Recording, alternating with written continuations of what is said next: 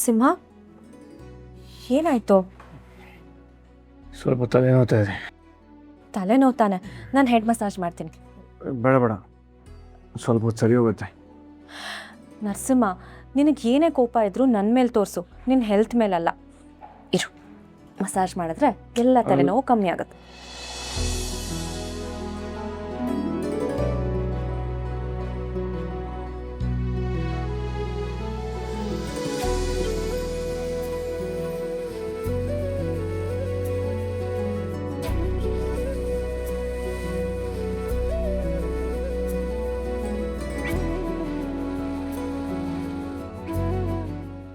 ಈಗ ಆರಾಮ್ ಅನ್ನಿಸ್ತಿದ್ಯಾ? ಪರವಾಗಿಲ್ಲ, ಆರಾಮ್ ಅನ್ನಿಸ್ತದೆ.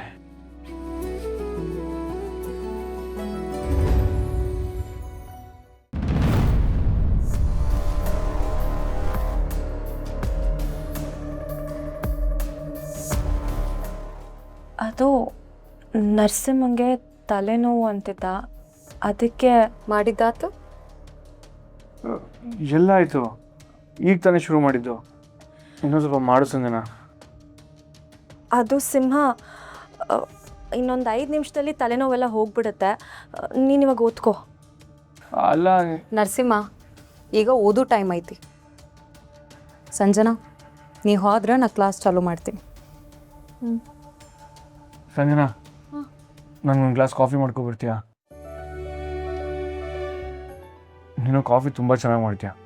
ಅಟ್ಲೀಸ್ಟ್ ಅದು ಕುಡಿದ್ರೆ ಅದು ನನ್ನ ತಲೆನೋವು ಸ್ವಲ್ಪ ಕಮ್ಮಿ ಆಗುತ್ತೆ. ಪ್ಲೀಸ್ ಮಾಡ್ಕೋಬಾ. ಹೋಗಿ ಮಾಡ್ಕೊಂಬ.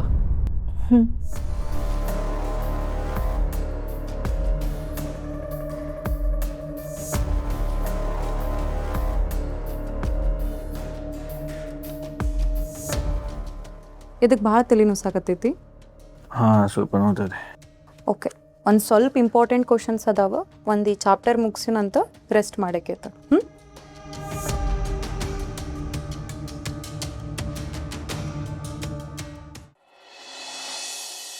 ನಿಮ್ಮನ್ನು ಡೈಲಿ ಇದೇ ಲುಕ್ಕಲ್ಲಿ ನೋಡಿ ನೋಡಿ ಬೋರ್ ಆಗಿಬಿಟ್ಟಿದೆ. ಸೊ ನಿಮ್ಮ ಹೇರ್ ಸ್ಟೈಲ್ನ ಚೇಂಜ್ ಮಾಡೋಣ ಅಂತ. You look sweet, shall we try? ಅಲ್ಲ ಚಿರಾಗ್, ನಿಮ್ಮ ಇಷ್ಟಕ್ಕೋಸ್ಕರ ನಾನು ಯಾಕೆ ಹೇರ್ ಸ್ಟೈಲ್ ಚೇಂಜ್ ಮಾಡಲಿ? ಅದು ನಿಮ್ಮನ್ನ ಜಡೆಯಲ್ಲಿ ನೋಡಬೇಕು ಅನ್ನಿಸ್ತದೆ. ದೀಪ ಅವರಿದ್ದಾಗ ಅವ್ರನ್ನ ಡೈಲಿ ಅದೇ ಲುಕ್ಕಲ್ಲಿ ನೋಡಿ ನೋಡಿ ಈಗ ನಿಮ್ಮನ್ನು ಅದೇ ಥರ ನೋಡಬೇಕು ಅಂತ ಅನ್ನಿಸ್ತದೆ. ಚಿರಾಗ್, ಯಾಕೆ ಅಳ್ತಿದ್ದೀರಾ? ಇನ್ನೇನು ಮಾಡಲಿ, ನೀವು ಒಪ್ಕೋತಿರೋ ಬಿಡ್ತಿರೋ ಅನ್ನೋ ಅನುಮಾನದಲ್ಲೇ ನನ್ನ ಮನಸ್ಸಲ್ಲಿರೋ ಆಸೆನೆಲ್ಲ ಹೇಳ್ಕೊತಾ ಇದ್ದೀನಿ. ದಯವಿಟ್ಟು ಒಪ್ಕೊಂಡು ಈ ಬಡಪ ಇರೋದಕ್ಕೆ ಖುಷಿ ಆಗೋ ಥರ ಮಾಡಿ ಪ್ಲೀಸ್. ಆಯಿತು, ಇವಾಗೇನು ನಾನು ನನ್ನ ಜಡೆಯಲ್ಲಿ ನೋಡ್ಬೇಕು ತಾನೆ? ಸರಿ, ನಾನೇ ಹೇರ್ ಸ್ಟೈಲ್ ಚೇಂಜ್ ಮಾಡಿಬಿಡ್ತೀನಿ. ಏಯ್, ಏನು? ಆ ಜಡೆನ ನಾನೇ ಹಾಕಬೇಕು ಅನ್ನೋ ಆಸೆ ನಂದು. ವಾಟ್?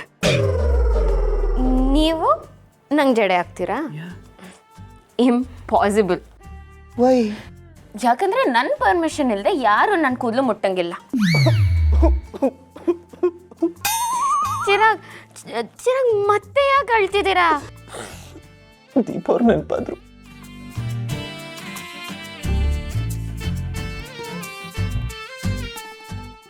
ದೀಪ ಅವ್ರು ಇದ್ದಿದ್ರೆ ನಾನು ನಿಮ್ಮನ್ನ ಈ ಥರ ಗೋಗರಿಯೋ ಪರಿಸ್ಥಿತಿನೇ ಬರ್ತಾ ಇರಲಿಲ್ಲ.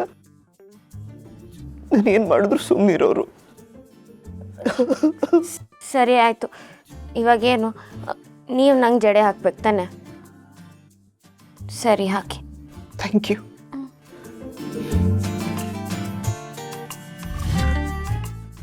ನೀವು ತಪ್ಪು ತಿಳ್ಕೊಳ್ಳೋದಿಲ್ಲ ತಾನೆ?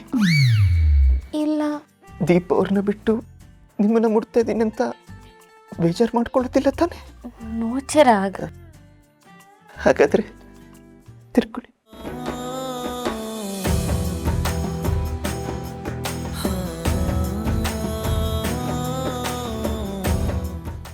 ಇನ್ನೂ ಅಳ್ತಿದ್ದೀರಾ? ಈಗ ನಿಲ್ಲುತ್ತೆ. ಓಕೆ, ತಿರ್ಕೊಳ್ಳಿ.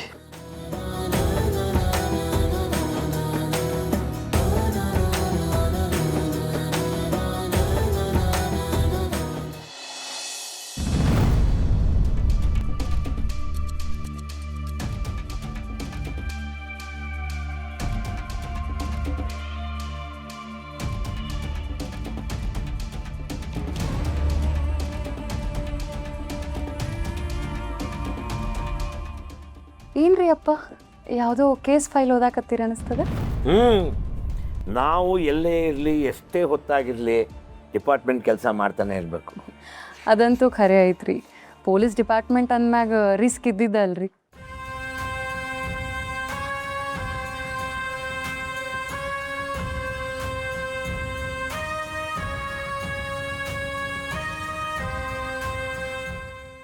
ಅಪ್ಪ ನಾನು ನಿಮ್ಗೇನೋ ಕೊಡ್ಬೇಕಿತ್ರಿ.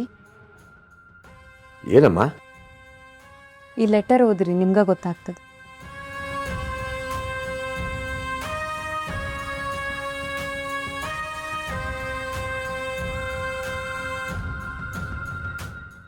ಅಪ್ಪ, ನನಗೆ ಸಂಜನಾ ಜೊತೆ ಸಂಸಾರ ಮಾಡೋಕ್ಕೆ ಇಷ್ಟ ಇಲ್ಲ. ಅವಳ ಮೇಲೆ ನನಗೆ ನಂಬಿಕೆನೂ ಬರ್ತಾ ಇಲ್ಲ. ಅವಳಿಂದಾಗಿ ನನ್ನ ಜೀವನನೇ ಹಾಳಾಗ್ತಾ ಇದೆ.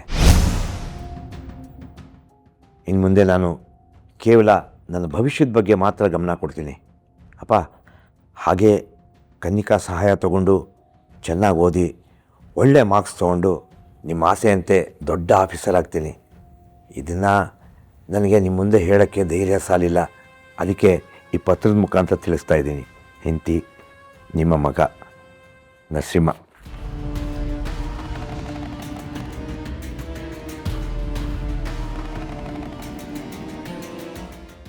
ನೋಡಿದೆ ನಮ್ಮ ಕನ್ನಿಕಾ, ಈಗಲೂ ಅವನಿಗೆ ಓದಬೇಕು ಅಂತ ಎಷ್ಟು ಹುಚ್ಚಿದೆ ಅಂತ. ಹೌದ್ರಿ ಅಪ್ಪ, ನಾವು ಬಂದ ಮ್ಯಾಗಂತೂ ನರಸಿಂಹ ಹಗಲು ರಾತ್ರಿ ಅನ್ನಲ್ದ ಪಾಪ ಕಷ್ಟಪಟ್ಟು ಓದಾಕತ್ತಾನ್ರಿ. ನನಗೆ ಅನ್ನಿಸ್ತಾ ಇದೆ ಈ ಸಲ ಅವನು ಚೆನ್ನಾಗಿ ಓದಿ ಆಫೀಸರ್ ಆಗೇ ಆಗ್ತಾನೆ. ನೀನು ಅವನಿಗೆ ಒಳ್ಳೆ ಟ್ರೈನಿಂಗ್ ಕೊಡಬೇಕು. ಖಂಡಿತವಾಗ್ಲೂ ಅಪ್ಪ ರೀ.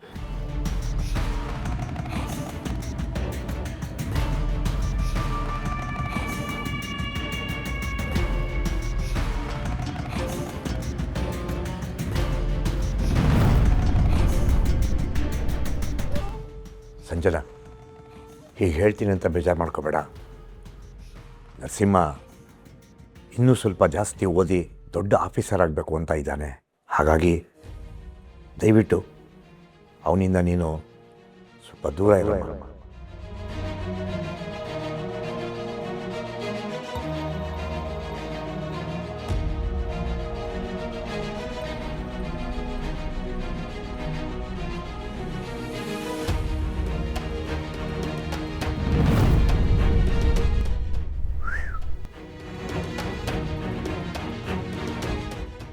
ಹೆಂಗಿತ್ತು ನನ್ನ ಝಲಕ್? ನರಸಿಂಹ ಬರ್ದಿರೋ ಖರೆ ಲೆಟ್ರ್ ಕೊಟ್ನಿ ಅನ್ಕೊಂಡು. ಯಾಕೆ ಹೀಗೆ ಮಾಡ್ತಿದ್ಯಾ ಕನಿಕಾ?